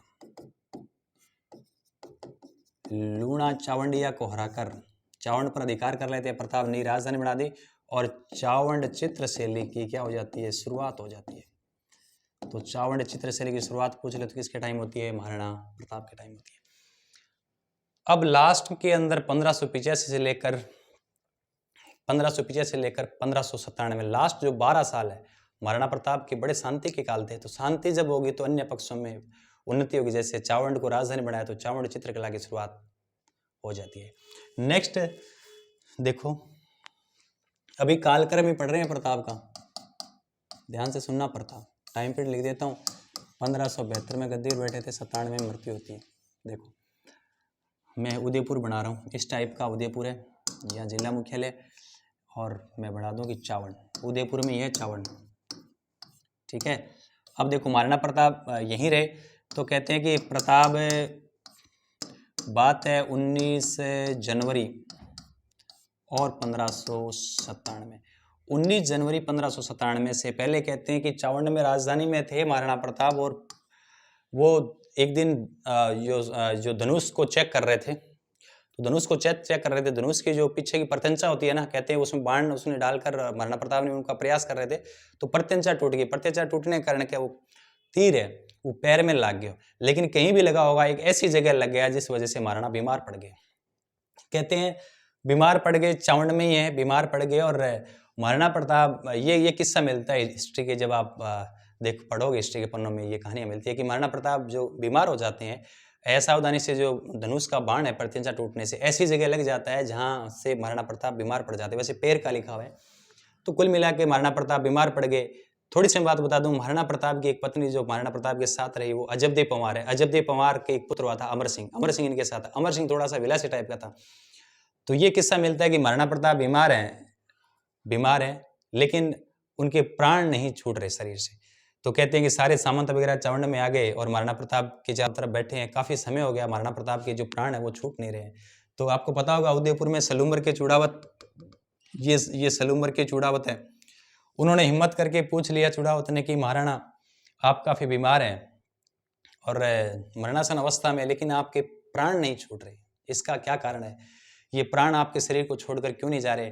तो महाराणा ने उत्तर दिया कि मेरे प्राण इसलिए नहीं छूट रहे शरीर से कि मेरा पुत्र अमर सिंह है, वो थोड़ा सा विलासी टाइप का है, और मैंने जीवन भर मुगलों से संघर्ष किया, अकबर से संघर्ष किया मातृभूमि के लिए, और मुझे डर लग रहा है कि जब मैं चला जाऊंगा तो क्या पता कि अकबर मेवाड़ पर कब्जा कर लेगा, है ना, तो इसलिए मेरे प्राण नहीं छूट रहे। तो कहते हैं कि उस टाइम के जितने भी सामंत वगैरह बैठे थे महाराणा प्रताप के चारों तरफ बैठे थे, चुंडावत भी थे उसमें, तो उन्होंने कहते हैं कि बापा रावल की गद्दी की सौगन खाई, बापा रावल की गद्दी की सौगन खाई कि हे महाराणा, हम बापा रावल की गद्दी की सौगन खाकर कहते हैं कि मुगलों को आंख उठाकर मेवाड़ की तरफ नहीं देखने देंगे।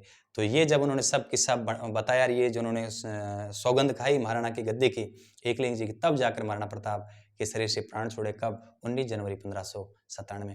कहते हैं कि महाराणा प्रताप की मृत्यु हो जाती है, प्रताप की इस टाइम मृत्यु हो जाती है, तो प्रताप की डेड बॉडी को लाया जाता है बारडोली, पास में ही जगह है बारडोली, और बारडोली के पास है केजड़ बांध, है ना, केजड़ बांध पर महाराणा प्रताप का अंतिम संस्कार कर दिया गया, अंतिम संस्कार। और यही महाराणा प्रताप की क्या है, छतरी बनी हुई है ना, यही महाराणा प्रताप की क्या है, छतरी है।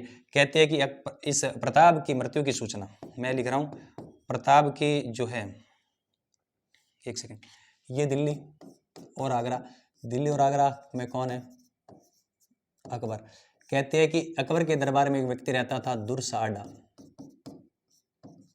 दुर्सा जो आडा है वो प्रताप की मृत्यु का समाचार, पी की मृत्यु का समाचार किसको देते हैं, ये अकबर को देते हैं। तो कहते हैं कि महाराणा प्रताप की मृत्यु पर अकबर भी रोया था, है ना, महाराणा प्रताप की मृत्यु का समाचार दुर्सा आडा ने अकबर को दिया, अकबर भी रोया था कि ऐसा सूरवीर महाराणा था जिसकी बहुत छोटी सेना और मैं दिल्ली का मुगल बादशाह है, कभी दीनता नहीं माना, कभी सर नहीं झुकाया, कहीं अपने घोड़े के दाग नहीं लगवाया। तब महाराणा प्रताप की मृत्यु पर अकबर भी रोया था। कहते हैं कि दुर्सा आडा ने प्रताप की शौर्य गाथा लिखी है, विरुद्ध छतरी,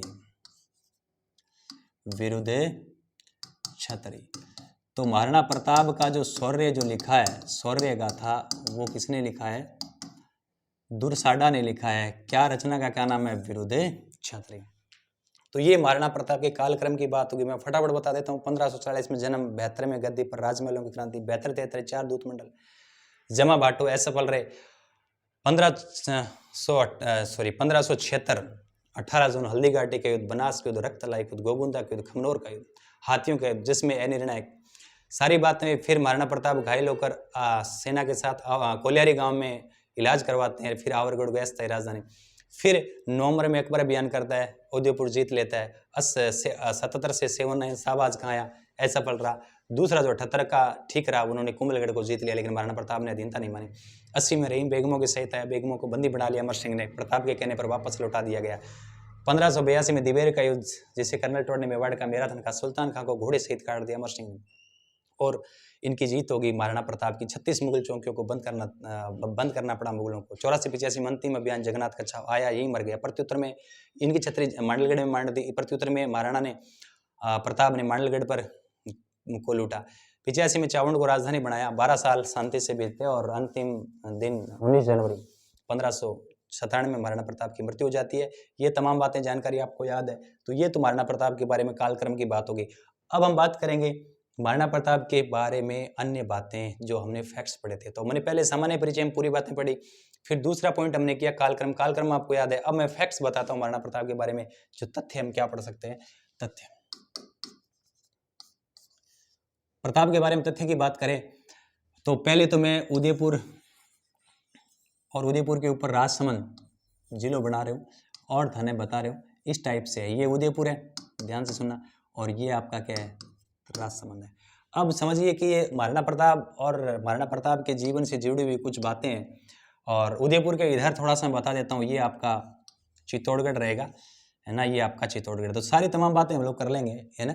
तो याद रखिए कि ये उदयपुर में यहाँ ये जो जगह है ना, उदयपुर के इस तरफ उत्तर पश्चिम में ये जो जगह है, ये जगह है गोगुंदा। ध्यान से सुनना, ये जगह कौन सी है, गोगुंदा। तो ये तो गोगुंदा है जहां पर उदय सिंह की तो क्या हुई थी, मृत्यु, और प्रताप क्या बैठे थे, गद्दी पर। 1 नंबर बात। ये 32 किलोमीटर इस तरह पड़ती है। गोगुंदा चारों ओर पहाड़ियों से घिरा हुआ एक सुरम्य रमणीय स्थान है, सुरक्षा की दृष्टि से भी इंपॉर्टेंट है। लेकिन खास बात, एक इन्हें थोड़ी बात याद रखनी है, एक इन्हें थोड़ी बात याद रखनी है। गोगुंदा का ये जो पश्चिम वाला जो पॉइंट है, ये गांव है धूलिया या राणा गांव। ध्यान से सुनना, ये कौन सा गांव है, धूलिया या राणा गांव।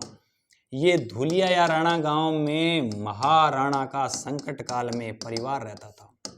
महाराणा का संकट काल में क्या रहता था, परिवार रहता था। आपसे पूछ ले कि महाराणा का संकट काल में परिवार कहाँ रहता था, तो याद रखना धूलिया या राणा गांव में, जो गोगुंदा के पश्चिम पड़ रहा है।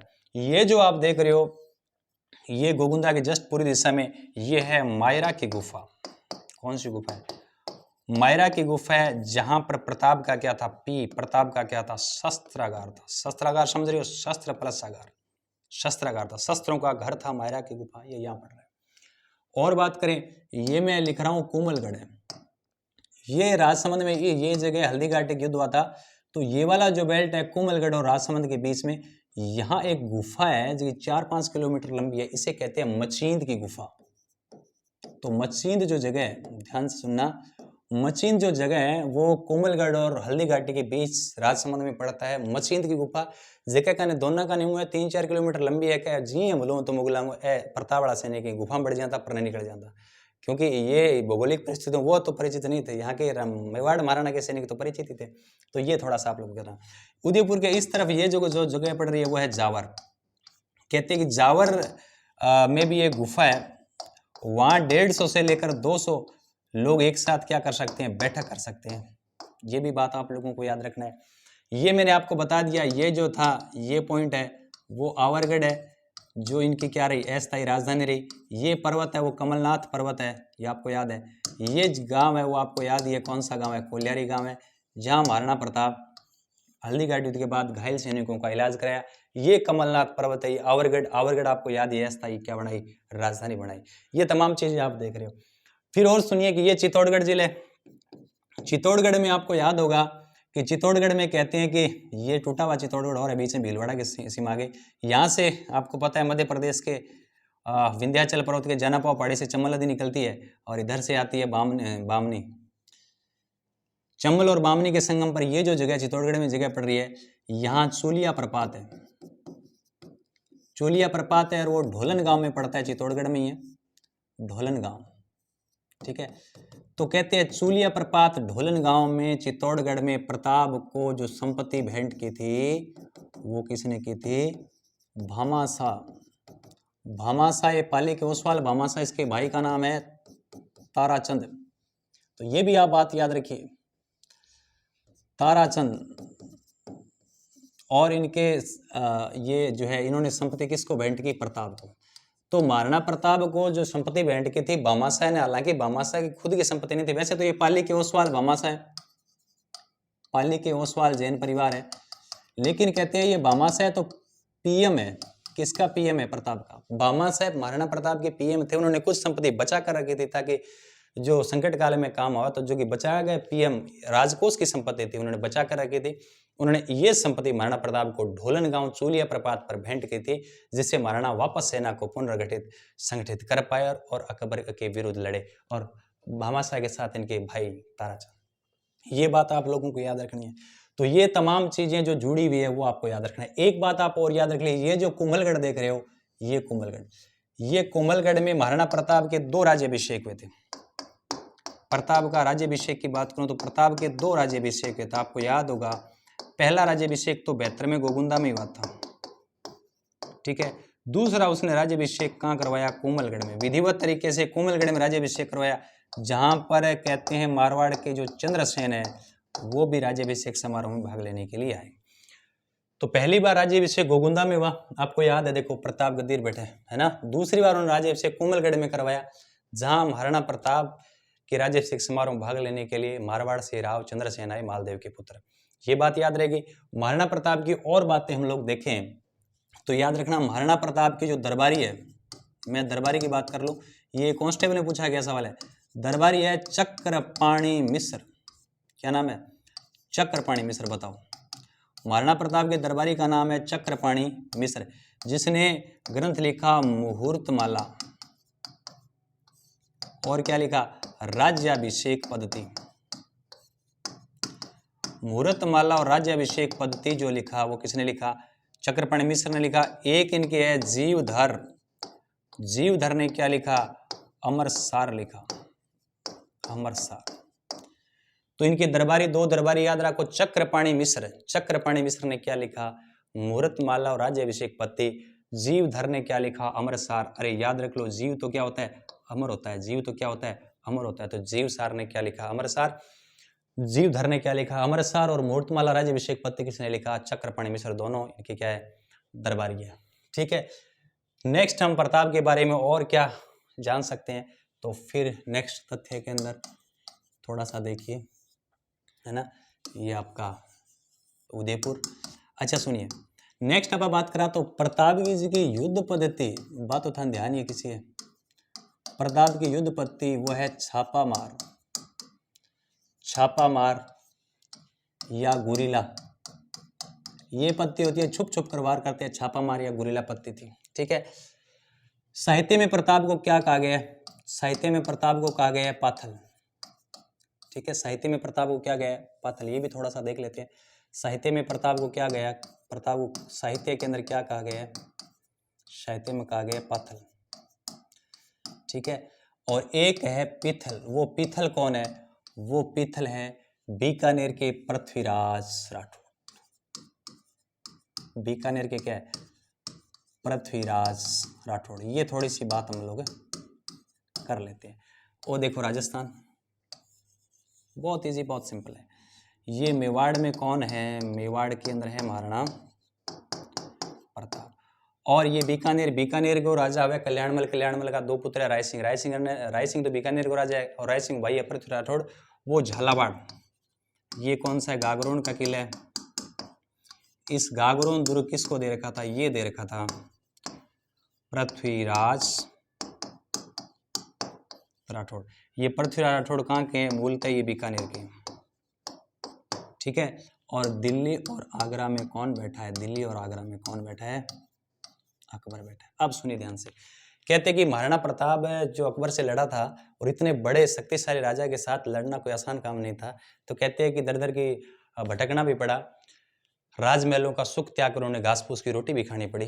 तो आदमी कभी परेशान हो ही जाता है। तो कहते हैं महाराणा प्रताप और पृथ्वीराज राठौड़ आपस में इनका पत्राचार होता था। इस पत्राचार को लिखा हमारे चूरू के सुजानगढ़ के एक है मैड़ भाषा के कलमकार है कन्हैयालाल सेठिया। सारी बातें हम लोग कर लेंगे। कन्हैयालाल सेठिया, कन्हैयालाल सेठिया की एक रचना है, और वो रचना ये है कि पीथल और पाथल। बस इसको सुन लो, उन्होंने पाथल प्रताप को कहा है और पीथल पृथ्वीराज राठौड़ को कहा है ना। तो हुआ क्या था कि कन्हैयालाल सेठिया लिखते हैं, और उन्होंने कहा कि महाराणा प्रताप का टाइम बहुत खराब आ गया था, घास फूस की रोटी खानी पड़ी, और वो भी रोटी एक बार अमर सिंह, महाराणा प्रताप और अजबदे जिसकी रानी थी से एक पुत्र अमर सिंह, अजबदे इनके साथ जंगलों में घूमी थी। तो कहते हैं कि एक बार घास फूस की रोटी अमर सिंह खा रहा था, तो बन बिलोड़ो रोटी लेक बाजे। तो इस तरीके से उन्होंने कन्हैयालाल सेठिया ने लिखा, बहुत लंबा चौड़ा लिखा। उसमें कुछ लफ्ज इस प्रकार है कि अरे जब घास फूसरी रोटी बन बिलावड़ो ले भाग्यो, नैन सो अमरियो चीख पड़ो, राणा और सोयो दुख जाग्यो, मैं लड़्यो घणो मैं सहयो घणो, मेवाड़ी मान बचावण ने मैं पाछे नहीं राखी युद्ध में बेरारो खून बहावण में। इस टाइप की उसने कविता लिखी, उन्होंने कविता लिखी है। उन्हें बताते हैं कि महाराणा प्रताप ये जो दृश्य देखकर जो है महाराणा प्रताप का कॉन्फिडेंस लूज हो जाता है, और महाराणा प्रताप सोचते हैं कि चलो मैं अकबर को लेटर लिख देता हूँ, भी चलो मैं आपकी दीनता मान लेता हूँ। तो कहते हैं ऐसा उन्होंने पत्र अकबर को लिख दिया महाराणा प्रताप ने। क्लियर है, महाराणा प्रताप ने अकबर को लेटर लिखा। अकबर ने लेटर जैसे पढ़ा, तो अकबर ने जैसे ही लेटर पढ़ा, अकबर को विश्वास नहीं हो रहा था कि इतने ज़्यादा युद्ध किए, उसने अधीनता नहीं मानी, और बिना युद्ध कैसे अधीनता मान ली। तो कहते हैं कि अकबर धुरत था। अकबर के दरबार में रहने वाले बीकानेर के पृथ्वीराज राठौड़ वो महाराणा प्रताप के फैन हुआ करते थे। हालांकि अकबर के दरबार में रहते थे, लेकिन महाराणा प्रताप के बहुत बड़े प्रशंसक थे। तो कहते हैं अकबर बड़ा धुरत था, उन्होंने कहा कि चलो ऐसा करते हैं, महाराणा प्रताप जो हमारे दरबार में रहता है ना पृथ्वीराज राठौड़, वो महाराणा प्रताप के गुणगान करता रहता है, तो उसको बुलाकर उसी के हाथों से पढ़वाते हैं ताकि उसको बेइज्जती महसूस हुई। कहते हैं कि अकबर ने दूत भेजा पृथ्वीराज राठौड़ के पास कि तुम्हें दिल्ली से बुलावा है। ये दिल्ली पहुंचा पृथ्वीराज राठौड़, और भरे दरबार में अकबर ने महाराणा प्रताप वाला कहते हैं वो पत्र है, वो पृथ्वीराज राठौड़ को दिया कि पढ़कर सुनाओ सबको। तो कहते हैं कि जैसे ही पृथ्वीराज राठौड़ ने महाराणा प्रताप वो पत्र पढ़ा, पढ़ते ही उसको समझ में आया कि ये महाराणा प्रताप का पत्र तो महाराणा प्रताप का है, और ऐसे कैसे उन्होंने अधीनता मान ली।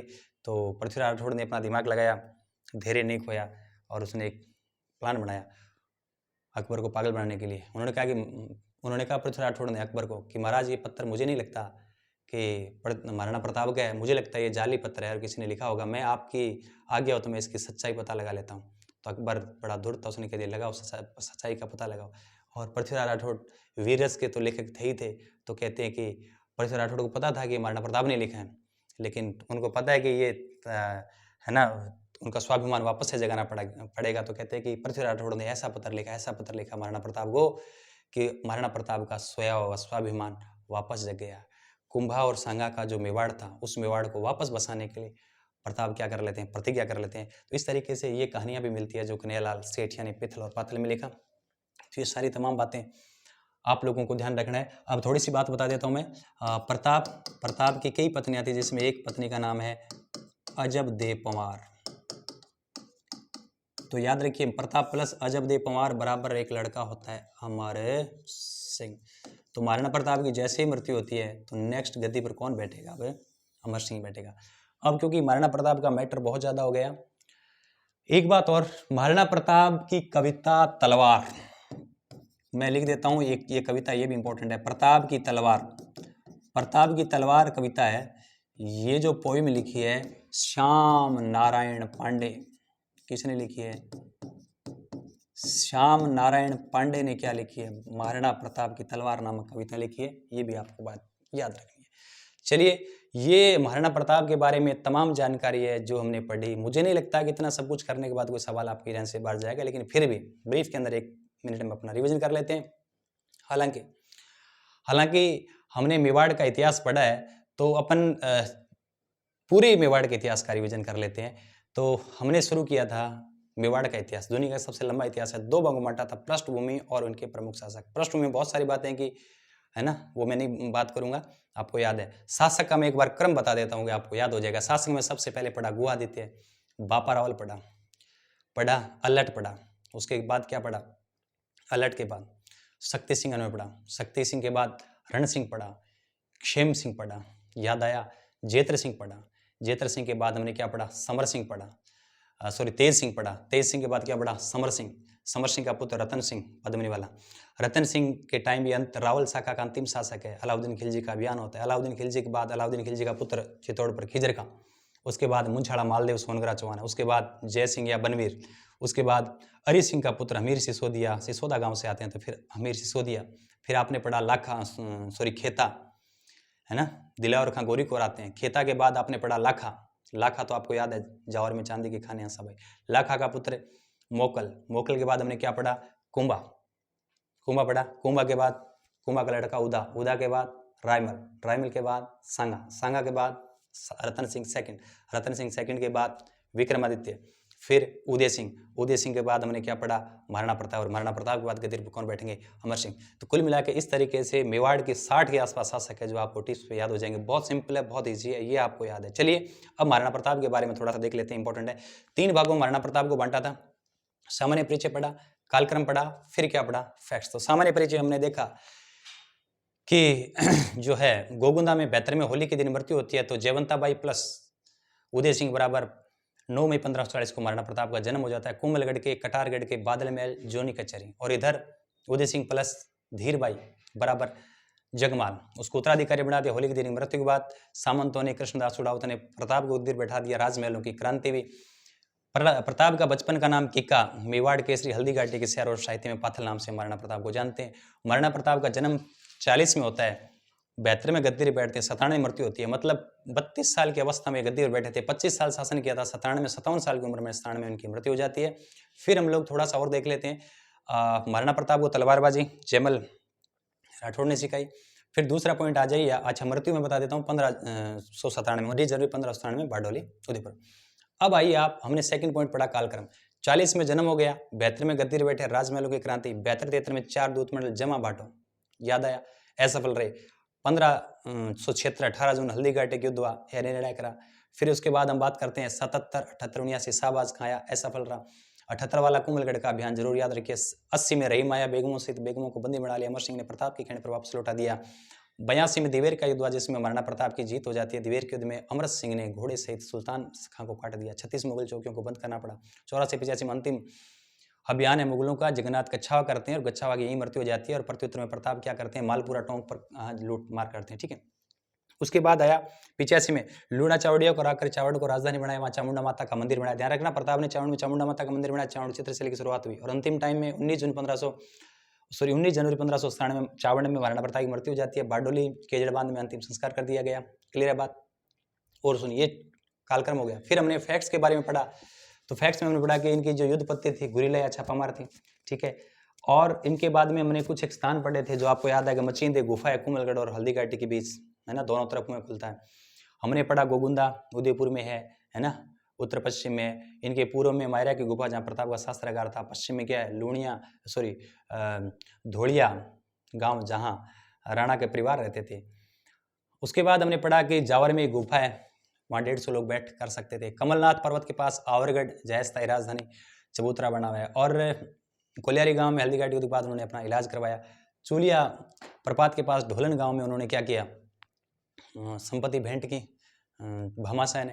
तो ये सारी तमाम बात की। 2 बार राज्याभिषेक किया, एक बार कहाँ, पहली बार गोगुंदा में और दूसरी बार कुंभलगढ़ में, जहाँ से मारवाड़ से चंद्रसेन राज्याभिषेक समारोह में भाग लेने के लिए आए। बहुत सारी बातें की। और इसके बाद हमने पढ़ा कि ये पाथल और पित्थल और एक महाराणा प्रताप की कविता है, वो श्याम नारायण पांडे ने।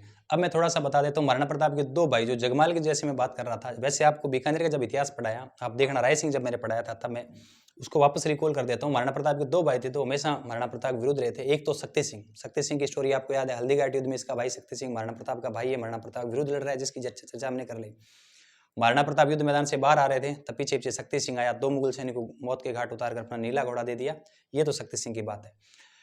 एक और जगमाल, जिसको गद्दी से हटाया गया था, महाराणा प्रताप गद्दी पर बैठाया गया था, इसे राजमहलों की क्रांति कहते हैं। ये जगमाल भी अकबर की सेना में चला गया। अकबर ने शिरोई का आधा राज्य जगमाल को दे दिया था 1576 में। राय सिंह को भेजा था बीकानेर के राय सिंह ने क्या किया था, सिरोही में 2 भाई थे, सुल्तान देवड़ा और बीजा देवड़ा। तो बीजा देवड़ा वाला जीतकर, है ना, आधा राज्य किसको दे दिया, राय सिंह ने, जगमाल को, मतलब मेवाड़ के पास ही। फिर कहते हैं कि सुल्तान देवड़ा सिरोही के राजा, उसने मौका पाकर 83 के अंदर दताणी का युद्ध किया, जिसमें दताणी के युद्ध में जगमाल को मारकर वापस सिरोही पर कब्जा कर लेता है। कौन, सुल्तान देवड़ा। तो महाराणा प्रताप के बारे में तमाम जानकारी आपको है। इतना पढ़ने के बाद एग्जाम में आपका कोई भी सवाल गलत नहीं होगा। और कन्फर्म है, चाहे रीट हो, चाहे सेकंड ग्रेड हो, चाहे फर्स्ट ग्रेड हो, SI हो, RS हो, कोई भी छोटा मोटा एग्जाम, पुलिस कांस्टेबल, पटवार, ग्राम सेवक, सब में महाराणा प्रताप के बिना सवाल नहीं बनेगा। तो आई होप कि आपको बहुत अच्छे से समझ में आया होगा। और नेक्स्ट हम पढ़ेंगे अमर सिंह और आगे का मेवाड़ का इतिहास पढ़ेंगे। मैं उम्मीद करता हूँ कि आपको बढ़िया से याद हुआ होगा। तो मिलते हैं बहुत जल्द नेक्स्ट क्लास में।